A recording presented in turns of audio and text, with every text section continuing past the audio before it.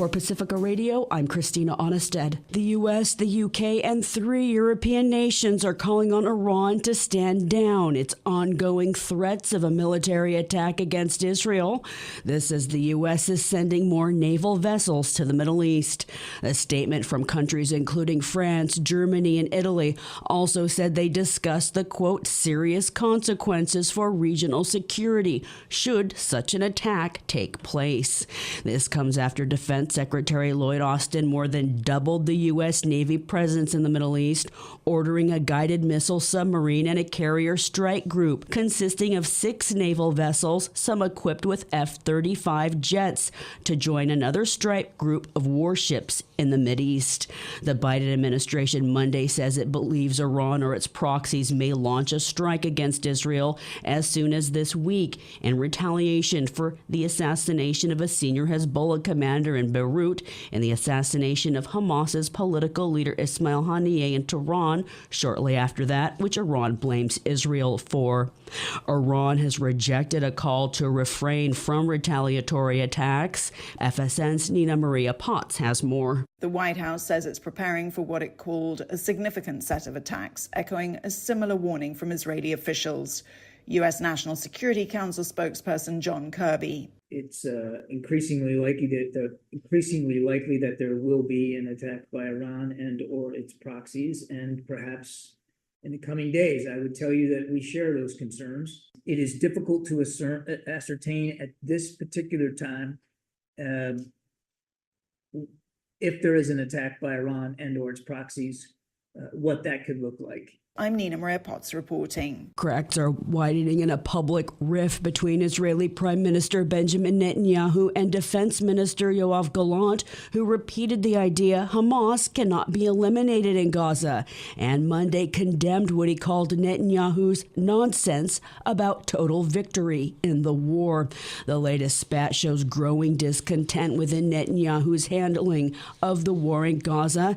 Gaza's health ministry says the death toll from Israel's war is pushing 40,000, more than 39,900, according to a report from the Wafa news agency. The United Nations Security Council, meanwhile, will discuss Israel's weekend strike on a school in Gaza City that killed more than 100 Palestinians, many of them children and women. Monday, the United Nations condemned the strike. Farhan Haq is a spokesperson. The school turned shelter was reportedly hosting hundreds of displaced families, and people were performing the dawn prayer at the school's prayer hall. Casualties were brought to Al-Ali Hospital, which is one of the 16 hospitals that remain only partially functional in the Gaza Strip. The hospital is overwhelmed by this mass casualty incident amid shortages of medications, clean water, and beds. According to the UN Human Rights Office, this is at least the 21st strike on a school, each serving as a shelter, since the 4th of July. These strikes have resulted in at least 274 fatalities, including women and children. Israel said it was targeting Hamas militants. Al Jazeera is reporting Hamas's armed military wing, the Qassam Brigades, has launched rocket strikes in Israel today. No casualties have been reported. The FBI says it's investigating allegations sensitive documents from Donald Trump's campaign were stolen in a cyber intrusion days after the campaign declared it had been hacked by Iran. The Associated Press is reporting the Biden-Harris campaign was also targeted, citing anonymous sources. The Trump campaign's claim came shortly after Microsoft issued a report detailing foreign agents' attempts to interfere in the U.S. election.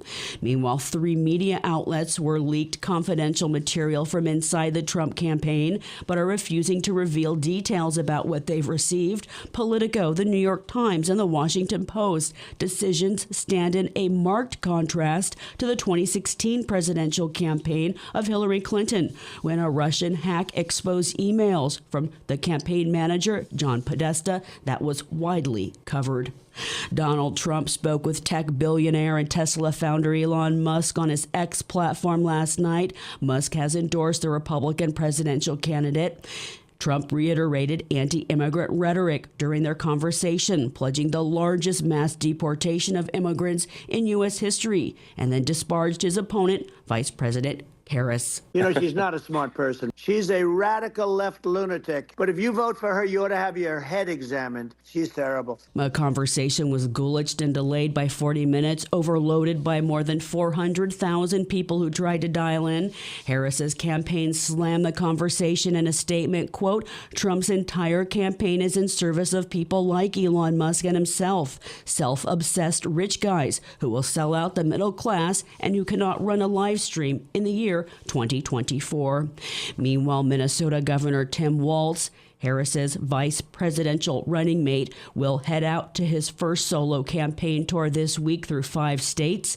His first stop, Southern California, for an address to the American Federation of State, County, and Municipal Employees of AFSCME convention. Harris will deliver a video message.